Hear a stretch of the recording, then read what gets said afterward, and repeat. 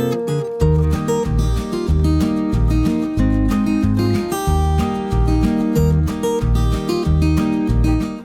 Friends, તમારું સ્વાગત છે મારા કિચનમાં. તો આજે આપણે બનાવીશું કાચી કેરી અને લીલા મરચાંમાંથી એક એવું ઇન્સ્ટન્ટ અથાણું જે જમવાનો સ્વાદ 100 ગણો વધારી દેશે અને ખાવાનું બહુ જ ટેસ્ટી લાગશે જ્યારે આ અથાણું ખાશો ત્યારે. એટલે કે આ અથાણુંનો સ્વાદ એટલો ટેસ્ટી છે ને, એટલે ખાવાનું મન જ થયા કરે.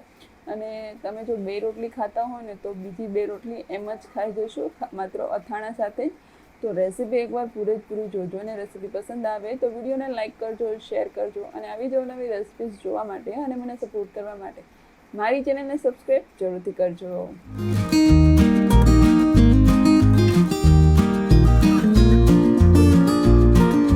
તો આ ઇન્સ્ટન્ટ અથાણું બનાવવા માટે મેં અહીંયા એક મોટી સાઇઝની કેરી લીધી હતી. એમાંથી હું અડધી કેરી જ લઈશ અને 3 મીડિયમ તીખા મેં મરચાં લીધા છે. જો તીખાશ તમે તમારા પ્રમાણે વધુ કે ઓછું કરી શકો છો. તમને જો તીખા મરચાં પસંદ હોય તો તમે તીખા લઈ શકો છો. તો આવી રીતે 2 ભાગ કરી લીધા મેં કેરીના અને 1 ભાગને અહીંયા આપણે અથાણામાં વાપરીશું.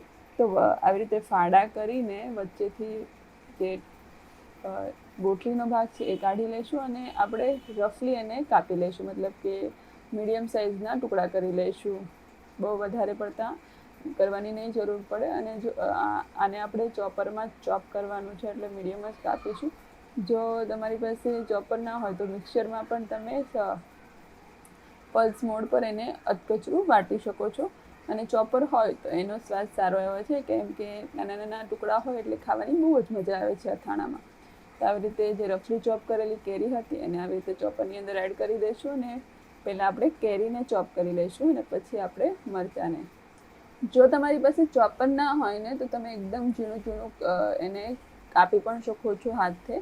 તો તમને જે રીતે ફાવે એ રીતે તમે કરી શકો. તો આવી રીતે ચોપર હતું તમે ચોપરમાં જ આવી રીતે ઝીણું કટ કરી લીધું. આમાં અનઇવન ના મતલબ કે ટુકડા નાના મોટા થાય, પણ જે આવી રીતે સ્વાદ આવે છે ને આનો નાના ટુકડાનો બહુ જ સરસ લાગે છે. તો તમે જોઈ શકો છો આ અડધી કેરીના આટલા સરસ એવા ટુકડા થઈ ગયા છે. તો હવે એને એક બાઉલમાં આપણે કાઢી લઈશું. ત્યારબાદ આપણે જે મરચાં લીધા છે ને એને આપણે કાપવાના છે. તો તમે જોઈ શકો છો આ રીતના બધું એકસાથે ચોપરમાં ચોપ થઈ ગયું છે. તો હવે આપણે મરચાંને પણ આવી જ રીતે ચોપ કરી લઈશું. અને હા, તમે જો મારી ચેનલ પર પહેલી વાર આવ્યા હો અને તમે હજુ સુધી મારી ચેનલને સબસ્ક્રાઈબ નથી કરી તો પ્લીઝ સબસ્ક્રાઈબ કરી લેજો. આ સિવાય ઘણી બધી એવી ઇન્ટરેસ્ટિંગ રેસીપી મેં અહીંયા શેર કરેલી છે. તો પ્લીઝ સબસ્ક્રાઈબ કરજો અને જો રેસીપી ગમે તો વિડીયોને લાઇક અને શેર પણ કરજો. તો હવે મરચાંને સરસ એવા ચોપ કરી લીધા છે અને એને પણ આપણે બાઉલમાં મિક્સ કરી દેવાના સાથે મરચાં સાથે. તો હવે અથાણા માટેનો એક મસાલો રેડી કરીશું. તો 1 ચમચી જેટલી વરિયાળી, અડધી ચમચી જેટલા જીરું અને અડધી ચમચી જેટલી મેથી. અને અહીંયા રાઈ હોય તો રાઈ લઈ શકો છો અને જો રાઈ તમને સ્વાદ ન ભાવતો હોય તો રાઈના કુડિયા લઈ શકો છો. તો કુડિયા હોય તો કુડિયા, નહીં તો રાઈ લેવાની. અને બધી જ વસ્તુને સરસ એવું આવી રીતે મીડિયમ ફ્લેમ પર સરસ સાતળી લેવાનું લોઢીમાં અને શેકી લેવાનું. અને સરસ એવું શેકાઈ જાય ને ત્યારબાદ એને ઠંડુ થવા મૂકી દેવાનું. અને ઠંડુ થઈ જાય ત્યારબાદ મિક્સરમાં આવી રીતે અધકચરું વાટી લેવાનું. તો તમે જોઈ શકો છો એકદમ પાવડર નથી કરવાનું, અધકચરું જ વાટવા. હવે એ પાવડરને જે આપણે કેરી અને મરચાંવાળું મિશ્રણ છે એમાં એડ કરીશું. સ્વાદ પ્રમાણે મીઠું એડ કરીશું. બીજી બાજુ મેં 3 થી 4 મોટી ચમચી જેટલું તેલ ગરમ થવા મૂક્યું હતું. એકદમ ફૂલ ગરમ કરવાનું, ધુમાડા નીકળે ત્યાં સુધી.